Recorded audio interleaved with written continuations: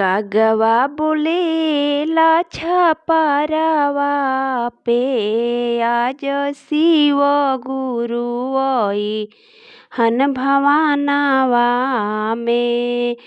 कागवा बोलेला छपरवा पे आज शिव गुरु हन भवानवा में। आज शिव गुरु हन भवानवा में। सोने सुराही गंगा जल पानी।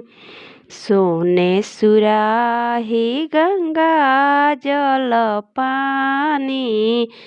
चरण पखारब अंगनावा में। आज शिव गुरु हन भवानवा में। चंदन चौकिया पर मृगा छालयासन। चंदन चौकिया पर मृगा छालयासन। गुरु के बैठाई बोयसनिया पर आज शिव गुरु हन भवानवा में। आज शिव गुरु हन भवानवा में। सोने की थाली में 56 भोगवा। सोने की थाली में 56 भोगवा। भोगवा लगई बोयांगनावा में। आज शिव गुरु हन भवानवा में। कंचन थाली कपूर के बाती। कंचन थाली कपूर के बाती।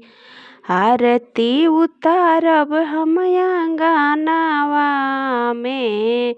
आज शिव गुरु हन भवानवा में। आज शिव गुरु हन भवानवा में।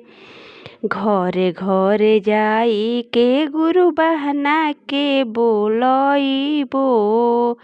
घरे घरे जाके गुरु बहना के बोलइबो। चर्चा करइबो अंगनावा में। आज शिव गुरु हन भवानवा में। आज शिव गुरु हन भवानवा में।